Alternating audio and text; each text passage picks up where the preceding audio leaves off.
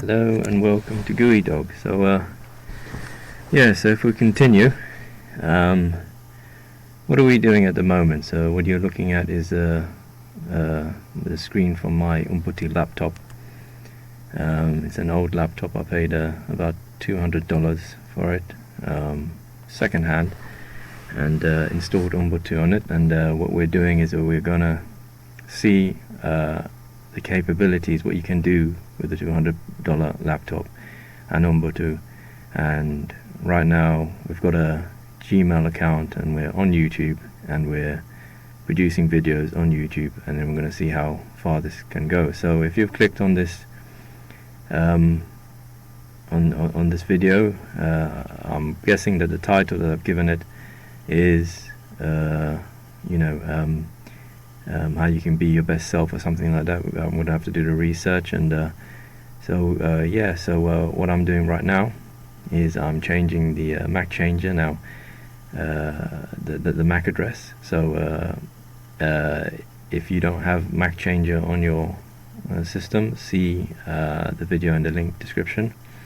And I've changed the MAC address right now because the MAC address is like your IMEI number on your phone, your mobile phone. Now you may or may not know this, but the IME number on your mobile phone, it's not the same as your SIM card, your mobile number. There's another number. It's hard stamped to your phone.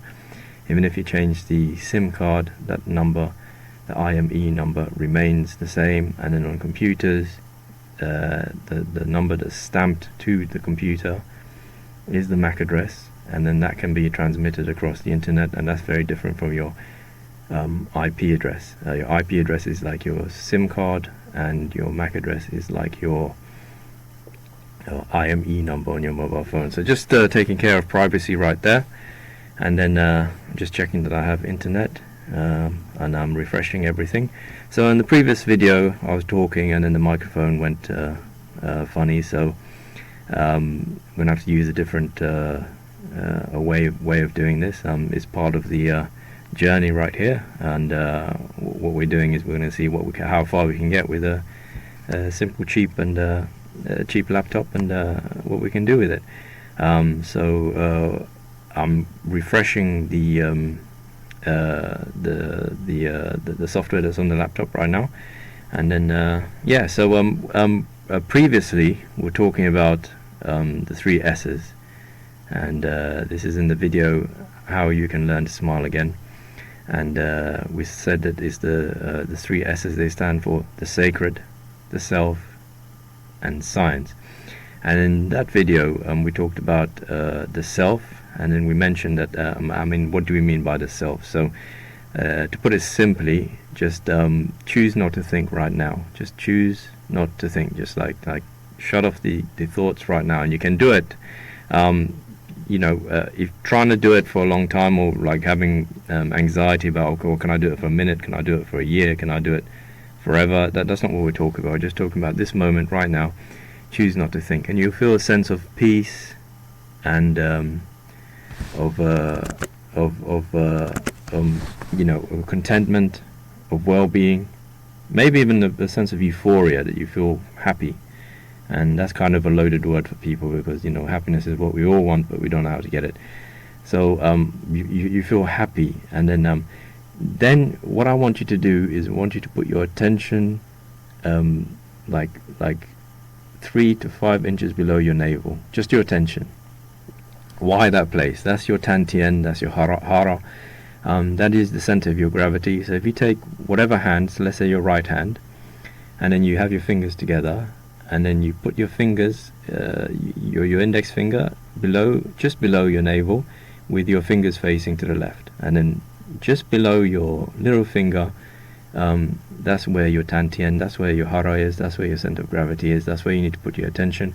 The reason why is because that by not thinking was taking up a lot of your attention and a lot of your consciousness, and by not thinking, that attention is still there, but it's not being occupied, it's not being consumed by thinking.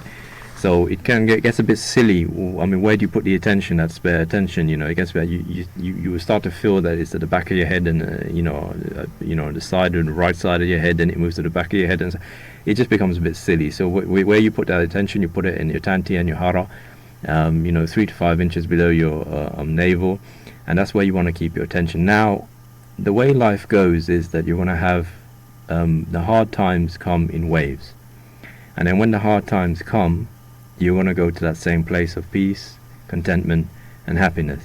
But what initially happens is that you go to that place, and then you don't find any peace, contentment, and happiness there. You're there, you're familiar with that place because you've been practicing during times of when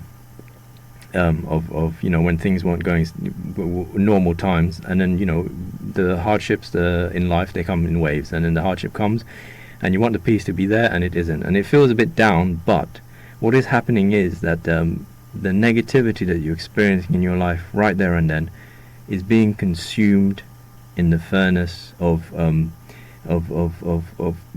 basically your power, your how to explain it? Like the negativity. Think about negativity as coal. It's coal. And then each one of us is born with a set amount of coal. That is the negativity in our lives, the hardship, the emotional negative pain. And then then during going through life, we can add to it. So new things happen that we don't feel good about, and then that's more coal. So that's like you digging up more coal out of the ground. So instead of shoveling the old coal that you've been born with onto the top, and then digging further into the ground, and then adding it onto the top, and then just cycling this negativity and going round and round and never getting beyond it, what you can do is you can just take that shovelful of coal and throw it to your right into the furnace of your power, your life progress, what you're meant to do in life. And then you do that by going to that place of peace, your tantien, your hara.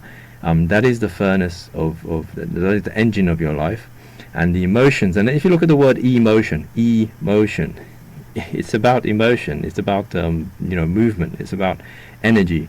And if you, like, for instance, look at the countries that are the most successful in the worldly terms, like with GDP, how much money they have, how rich they are.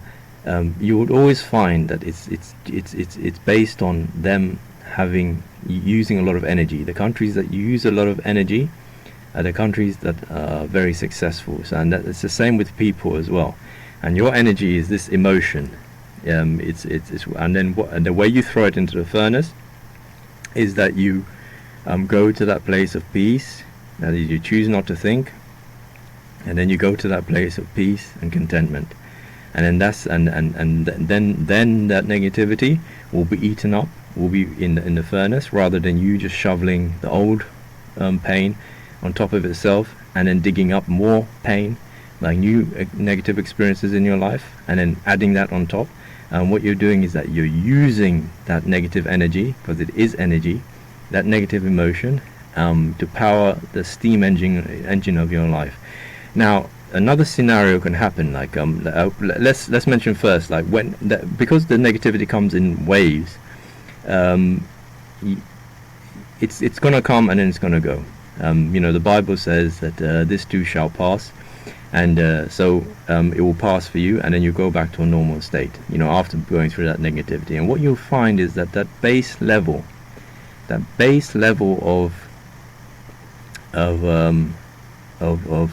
peace, contentment, of happiness, of well-being, it's a step higher. Why? Because that negative energy, you throw it into the furnace, into the engine of your life, and then it's brought you up a step higher. All of a sudden you're feeling a little bit better, just a step.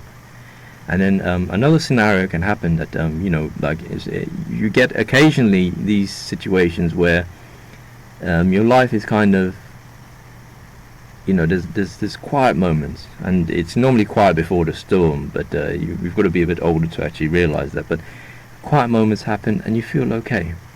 In those situations, when you are going to that place of peace, happiness, contentment, and you're choosing not to think. You don't. And when you choose not to think, we're not saying that thinking is bad, or that you have never ever to think. No, you will think. I mean, if you can stop thinking and not think again, I mean, you are Buddha. You've achieved enlightenment. That's it. And so you're not going to stop thinking. Unless you're destined to be enlightened like a Buddha. But you know, you try and don't make it into a problem. Thinking is not a problem. You know, so you're choosing not to think, and then you're going to that place of peace, contentment, and happiness. You're actually feeling it, and then all of a sudden you get this sense of euphoria. Wow, I've made it, and you actually think you are Buddha. You know, like, you know, you just that's it. This is enlightenment. It's called satori, a moment of enlightenment. It's not lasting, and then because it's not lasting, you come down from it, and you can feel a bit. Oh man, I'm back to the old grind again. You know, I thought I made it, but now I'm gonna have to go through the hardship again. Oh, why is it like this? So, what it is a downer when you come down, but you also find that you, the same way that the waves of negativity come, and that you go to that place of peace, well-being and contentment, and then when you come out of it, that you're a step higher. It's also when you get that sense of euphoria, when you come down from it, you'll be a step higher. What matters is not the state of euphoria. It's not the state of you know, when the waves of negativity come.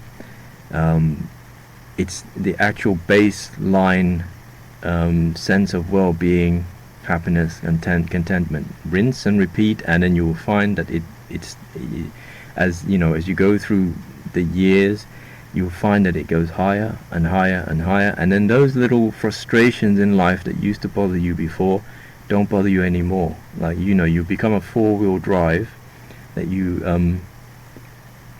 just you know, that they're nothing. The water off a duck's back, that they don't bother you anymore, when before they could have bothered you to no end. And in fact, sometimes you get a situation where one day something bothers you, and you're doing your best not to think about it. You're doing your best to go to a place of peace, contentment and happiness. You're doing your best not to think, and then it just keeps on you know, digging at you like one day, and then the next day the same thing won't affect you. It literally won't affect you. Why? Because you've applied, you've taken that negativity, a negative situation, and you've thrown it into the furnace, into the engine of your life, and then, you know, you've made and it's become a fuel for your enlightenment. That's simple. It's become fuel for your enlightenment. Now, there is a scenario where that you will find that because you're being more present, this is what it's called, you're being more in the present moment, there is backlash because of the fact that this negative energy, it's been feeding off itself and then feeding off external energy like negativity in your life for a while. And then what it's finding now is that because you're actually just taking that coal and throwing it into the furnace, it's not getting it's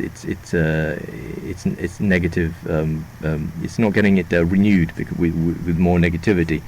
So you'll find that there's a backlash. For some reason, you'll get people who crazies or wackos, trying to provoke a negative reaction out from you and so forth. You will get your bosses will have an issue with you. It gets to the point where literally, if you wake up one morning and you feel that sense of peace, contentment and happiness, by the end of the day your boss is going to have an issue with you. They're all going to start trouble for some reason. That's just how it works. It's unfortunate. Eckhart Tolle, that's Tolle, Tango Oscar Lima Echo, he talks about in his book A New Earth, he talks about the situation where he went to a restaurant and then and he calls this negative backlash the pain body. And then he said that the pain body, because it had an issue with him releasing some negativity from someone who had came to him for therapy, it wanted to get back at him. So it found the person that it most aligned with in terms of negativity, and then provoked that person to start a scene in the restaurant. He talks about it in when he talked to Oprah in his New Earth in her New Earth series book club. And he also talks about it in the book A New Earth. So if you're interested in that, You can find the book. It's widely available. And also The Power of Now, which is his first book, which talks about what we're talking about here, like in terms of being in the present moment. So you get this backlash, but you shouldn't be afraid, because it's rinse and repeat. It's like that negativity comes into your life, and then you just do the same thing. You choose not to think, and from that place of peace, you choose to be happy, and then you have your attention in your hara, your tantien, and then like that negativity itself will just become fuel for your enlightenment, fuel for your fulfillment in life. A little note about The Secret, the book The Secret. Now, a lot of people, I read the book, and then I watched the movie. I think they call it a movie. It was more like, I don't know, it's just a video, but yeah. And then you find that people, like when they talk about The Secret and manifesting and attracting, well, I find that they always talk about it on the level of thought. That they say, oh, if you have positive thoughts, you will attract positive things, and maybe that's what the way The Secret portrayed it. But it's not about positive thoughts; it's about emotions. I mean, we don't give enough attention or gravity to how emotions affect how our lives. We're a thought-based society. That is, Western society is all about thought, and it comes back to the three S's: the sacred, self, and science. That every society, you'll find that they emphasize, they have one of these things. So, like in the West, they have science; in the East, they have self; in the Middle East, they have the sacred. And then instead of each society like embracing the other two, what they tend to do is like they tend to try to massage what they have, and then kind of stretch it so that it actually covers the others. So, for instance, take for instance Japan. They at one point they had the self, the samurai, and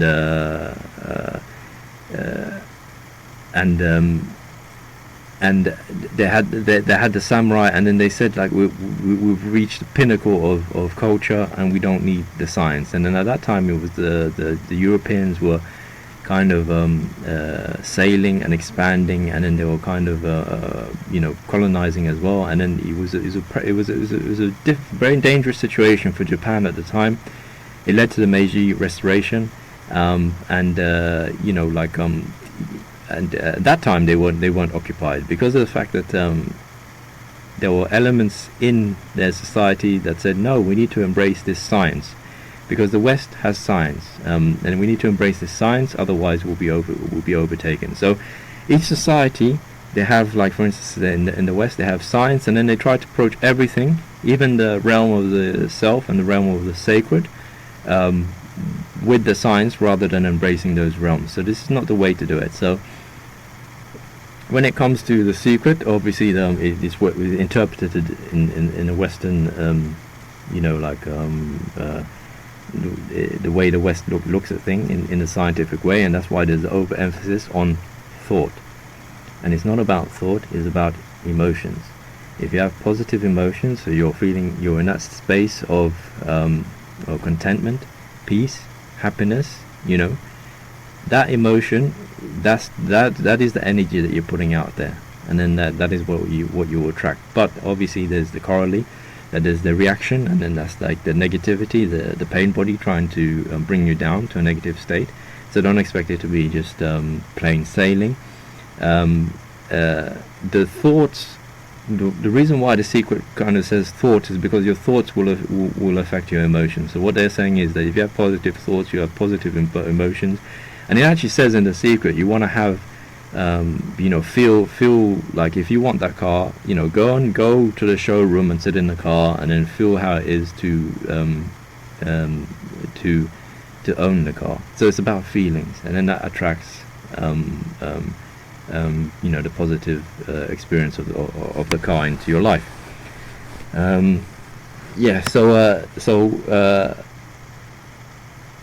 You will find people who talk about The Secret, they talk about like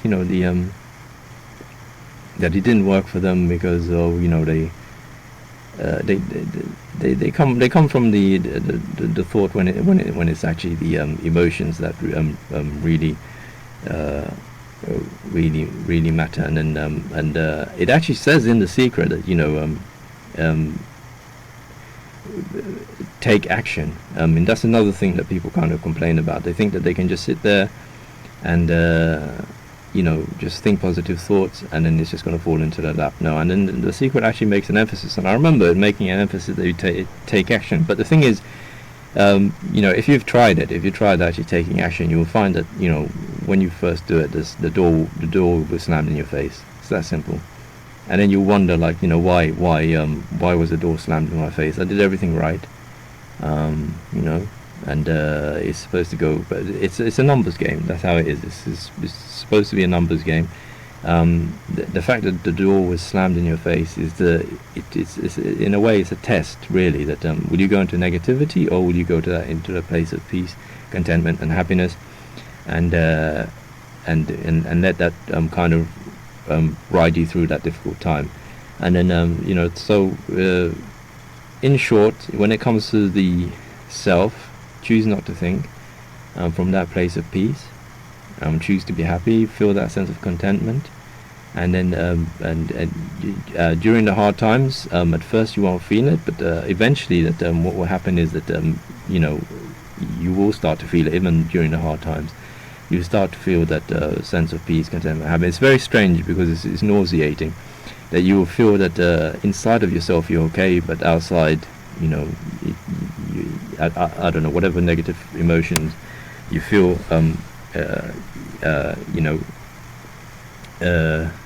will be there. It'll be like drinking tea with sugar and salt. It's a very strange sensation. So another thing is that when it comes to The Secret, and what people kind of put out there, is that it's you that attract the negative situations in your life. So if your boss is giving you a hard time, it's because you have that negativity in you. And that's not necessarily true. It can be true for some people if they have negativity inside they have negative emotions inside themselves, having negative thoughts. Then that will attract negative situations. But also remember that the pain body will react. So the difference between the two is that you'll know that internally you're okay, you're feeling at peace. And this happened to me, that I'll be feeling contentment, peace, happiness. My thoughts, there's hardly anything there, and if there's anything there, it's positive. But then I'll be attracting these negative people, because the thing is, you will attract negative people. They're trying to, at some level, they know that they want what you have, because they can sense that you're centered in yourself, but they don't know that they want it, and they want freedom from what they're suffering, and they see someone who's made some progress, but they don't know how to kind of extract it from you in a way. So they just bring their negativity with them, and they direct it at you. So there's that level. So if you kind of, like, for instance, sensing that, and it can happen to the point where there's anger that comes over you, but you are centered, your peace, you're in the sense of well-being, and it's very strange. Internally you're okay, but then it just seems like this external anger, and it's very you realize it's not so much coming from you. It's just like something that's is being imposed on you, if you understand what I'm saying. So in those two situations, we need to be careful, because you're just saying, because if you have negative people in your life, it's because you're negative internally. You attract what you're attracting the negative. No, it's like if you're positive internally, for a short time, you'll find that you attract negative people. And Eckhart Tolle, he has a lot of talks, and in one of the talks someone asked him, he said, put it in a certain way, that every day does this sense of peace, contentment, and happiness, does it kind of stay with us, or will we each day have to kind of he put it in this way, that like an old donkey, we'll have to go back on the road every single day. So you have to keep on striving. You wake up, and then You've got to go through the whole negative cycle and then overcome it and then go to sleep and then wake up again and just keep on doing that. And Eckhart Tolle said for a time. So for a time you will attract that. You will be positive inside, but you'll be attracting those negative people. Just for a time. It's not forever. For a time. And that's just kind of to cement and to solidify and to make a habit in yourself. This way of being. And then it goes back to the Feynman technique. The Feynman technique we've talked about in the in a previous video, and that's that I summarize it as write first or text first. Like whenever you do anything. So for instance here, like I've been on the screen, I went through the whole process of starting Full Throttle. Now that in the previous video I did it by looking at notes, because it's been a while since I did it, and then starting it in DOSBox. But in this video, because I've done it already. I didn't look at my notes, and that's the Feynman technique. That you write first, or you attempt first. Once you've learned something, try to do it first before going back to your notes again. The way Feynman summarized it is that, or people who've looked at how Feynman learned. And Feynman was a quantum physicist, and he was very clever, and he learned very complex stuff. And then he had a way of doing it, and then it became known as the Feynman technique. So the way to summarize it is, they said, take a page, like a piece of paper, blank piece of paper, and choose a subsection of a subject you want to learn, and then write down everything you know from memory about that subsection of that subject, and then check your notes. So like whenever you're doing anything new, for instance, like I've got to work out how to start Full Throttle the game on DOSBox, I'd have notes, so I'll do some research and I'll do it. But then the second time I'm going to do it, I don't go back to my notes again. That's the mistake people make.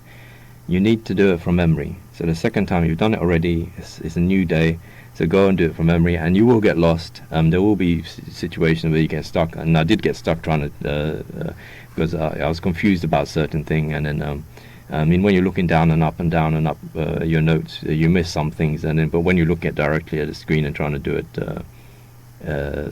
directly, you notice some things, and then they could throw you off. But that's the point. Getting lost is okay.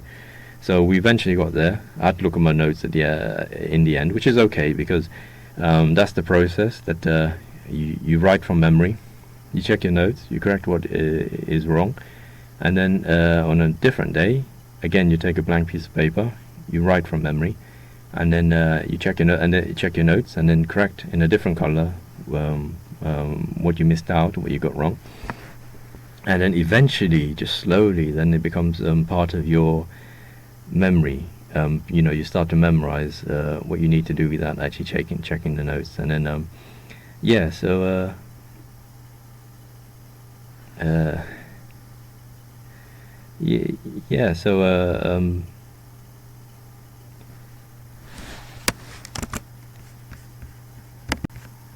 if you like what you're hearing, subscribe and hit the notification bell, and give us a thumbs up or a thumbs down, and tell us in the comment section why you've given us a thumbs up or a thumbs down.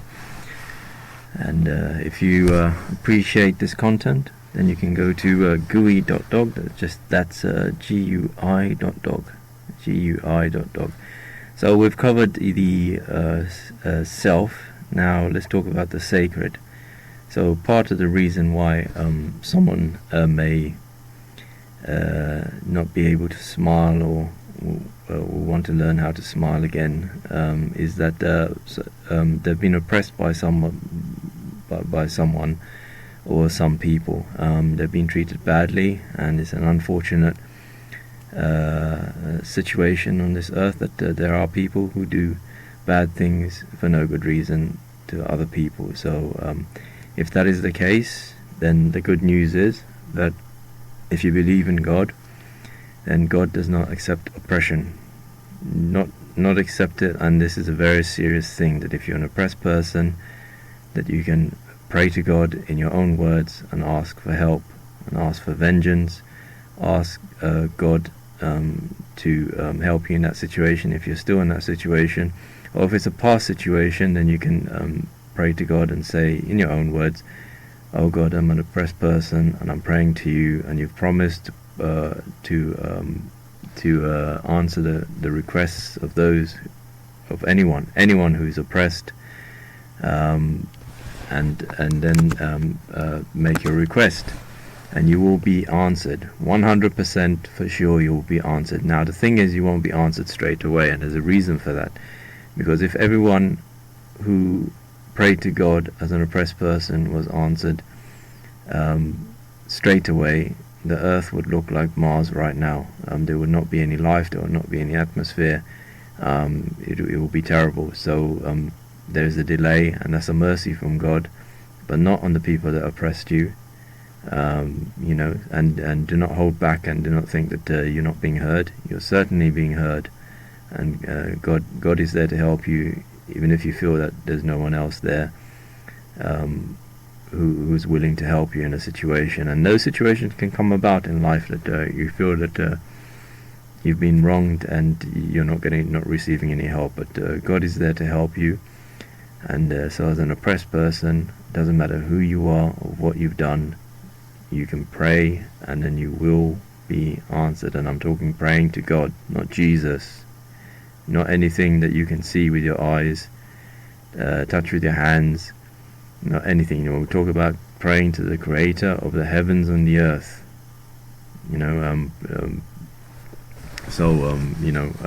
Pray to God, and God will help you. That's the sacred. And then we have what is left, science. So out of the 3 S's of smile, that will put a smile back on your face, and will make your life fulfilling, and you'd feel happy, and you'd achieve your purpose. The 3rd S is science. So when it comes to relations with people, there's a book I want to quote, and that's Jack Schaefer's The Like Switch. Now, normally with these kind of books, I've read many books like this, like self-help books, like books on how to speak to anyone, how to make anyone fall in love with you, and so forth, etc. And these are rubbish. They're total rubbish. In the days when there was no YouTube, there was people writing books full of rubbish, and that's how they kind of got themselves famous and sold and rich, but they didn't help anyone. The reason why is that these books are based on social research. So there's these researchers, academics, that do some research on people, and then they say, oh well, this worked and this didn't work. The thing is that they've gone back to previous accepted, very famous experiments that everyone said that, oh yeah, this is how it is, and then they've tried to do the experiment again, and they didn't get the same result, even though the math said that they would get the same result. They didn't. They basically the outcome was statistically significant, but which means that the math said, yeah, you can, this is legit, and you can get the same result if you do the experiment again. And then when they went to do the experiment again, it did not come with the same result. And they're pulling their hair out right now, and they don't know what to do, because it's really rocked their world. And then the thing is, these popular books that are put out there for people to read, are based on all of that research, and that research is wrong, and therefore the book is wrong. But when it comes to Jack Schaefer's The Like Switch, and the link is in the description, you'll find that because he was an FBI agent actually dealing with real people, he found out what works before becoming an academic. And so what he puts in his book, is the real McCoy. So I was skeptical, because when I started looking at the book, I thought, what is this? Because I've read so many books that say they will help, and they did not help. And then when I saw this book, I thought, oh well, I was jaded, and I lumped it all into the same basket. And then when I read about, and it kind of got worse, because when I read about eyebrow flashes, And I know it sounds strange. It's like he talks about eyebrow flash. It's eyebrow flash, and it's an internet. It's a universal, well, internet, worldly. I don't know whether it applies to the whole universe, but in the world, internationally, it's an international sign of friendliness that we kind of respond to without knowing that we're responding to. And it doesn't matter where you're from. It's for some reason that as human beings we take it to be, like a greeting in a way, like an international greeting. And what is an eyebrow flash? It's when you raise your eyebrows, both of them, like quickly, like just for half a second. If you keep your eyebrows like just hanging up there, then you look weird. Yeah, that's not an eyebrow flash. You're seriously weird. And I actually came across someone who did that, and I never knew why. I thought this guy was like just weird until I read Jack Schaefer's The Like Switch, and then I realized, because he mentions it in there, that you don't keep your eyebrows hanging up in the air for too long, otherwise you look weird. And then that's when I realized, okay, yeah, this guy that I knew, the reason why I kind of thought he was creepy was because of that. So another aspect is that you may know that, or you may have noticed or heard that sociopaths, those are people who have no empathy. When they see someone suffering, they cannot, supposedly they cannot put themselves in that person's shoes. They couldn't care less, and they think it's funny. That if you look at their foreheads, they don't have the ridges on their foreheads. And that's a sign, like if you smile a lot and if you laugh a lot, you kind of have these ridges on your forehead, and you have the crow's feet at your eyes, like on the side of your eyes. That means you're a genuine person. So I'm kind of thinking, I'm putting the two together, and this is just my opinion, but I'm thinking that the eyebrow flash was a way of kind of knowing who the sociopaths were, and who those that weren't sociopaths were in a kind of society, in early societies and so forth.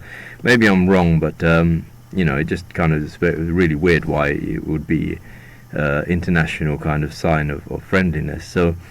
So when I read that, I thought, this is rubbish. This just confirms it. And but at the time, I was in a job where I was being told that I look too grumpy, and I wasn't grumpy. I was actually being present moment. I was actually practicing what we talked about when it comes to the self. But externally, people, like, obviously they react. I mean, you're gonna attract people who of the negative. I mean, opposites attract. So you're going to attract people who are kind of full of negative, like pain bodies. Basically, they're full of negativity. The wackos, and then basically they're going to say things like that to you, even though it's not true. So they're going to accuse you by projecting what's in them. So because they feel unhappy, they project it onto you, and they can't see the fact that they are unhappy, and then you're okay. But so I was in that situation. I was being told to be more friendly, and then I wasn't gonna just force a smile on my face, because I don't think that's very genuine. And I don't understand how people can just go through life like that, pretending. Especially women, they kind of just do it. I guess they just do it as a habit, but to get by. And then anyway, I don't know. I can't speak for them. But so I said, okay, let me just eyebrow flash people. Now, the thing about an eyebrow flash is that if you went through social distancing, then you know the distance you need. That's ideal for an eyebrow flash. So 2 meters. If you catch someone's eye, anyone, just a stranger, you can flash your eyes, lift your eyebrows briefly, and bring them back down. And then you don't even have to be smiling. You can even look grumpy. And then they'll smile and they'll say hello to you, and they won't realize that it's because of the eyebrow flash. So I did that, and it actually worked. And I thought, oh, great, this is great. And because they smile, you smile, and then because they greet you, you greet them, and it's all good. And it just happens naturally. Also, if you come to a new situation, let's say you're starting a new job, or you enter into new premises, or you're going to a new business and so forth, what you want to do is that you want to know who your enemies are from who your friends are. And it's a sad state of the world right now that just by looking at you, someone has their preconceived notions or whatever, about you, and then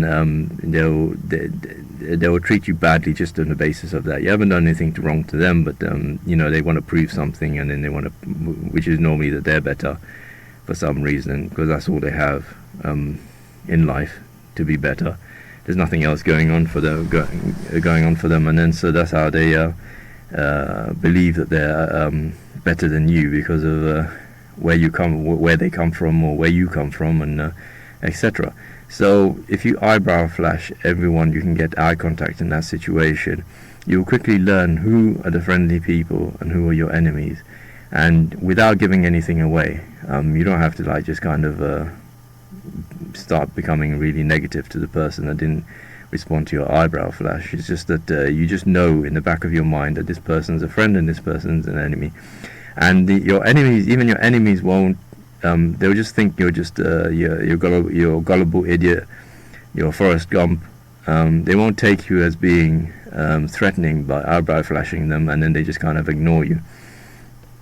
But it makes your life easier to know who your enemies are, just by eyebrow flashing. So now the book, it goes through other things that you can do to to gain rapport with people, to kind of to be friendly with people and so forth. And it's a practical book based on experience, so it's worth looking at. The link is in the description. Like there are those times when something small like that kind of tip would change a person's life, so it's worth taking a look. If you're interested, go ahead, and that's the three S's of living a fulfilling life. So there's the sacred, where as an oppressed person, if you're oppressed, if you're wronged, then you can pray to God, and God will surely answer you 100%. And a lot of people don't seem to know that, and it's very important, and should not be. You don't know the gravity of that. As an oppressed person, you are heard, and you are not helpless. That's a fact. You are not helpless. You are heard by the Creator of the heavens and the earth. You have backing, but it won't be immediate. So do not be shy, and raise your hands and pray, and ask for help, and ask for vengeance if that's what you want, and ask for God to destroy the people who are hurting you if that's what you want, and and be sure that you'll be answered, but not immediately. Then there's the self, that is, to get through those hard times, choose not to think. Just kind of bring that thinking down. Thinking is not a problem. Just make sure that it's not a problem. Just try to bring it down, but you're not going to get. Yeah, I mean, if you can stop thinking, then you'll be a Buddha. So thinking is not a problem, but just lessen the thinking. Choose not to think, and then from you'll feel a sense of well-being, peace, contentment, and then just have your attention like 3 to 5 inches below your navel, and then just settle there. And when things are really hard,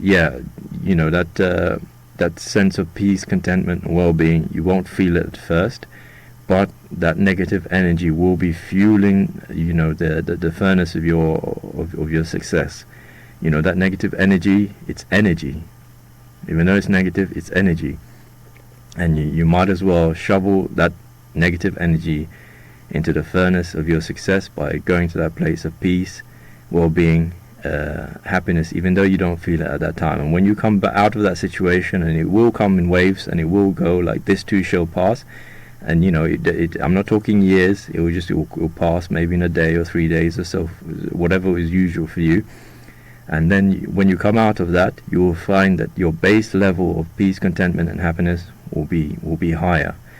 And then just rinse and repeat like that. And then the last one, the science of it is take a look at Jack Schaefer's The Like Switch. So if you like what you hear, and you want more, then subscribe, and then make sure you hit the notification bell. That is all. Give us a comment in the comment section, and give us a thumbs up or thumbs down, and tell us why. And if you really like what you're hearing, go to gui.dog. That's GUI.dog. Thank you for listening, and goodbye.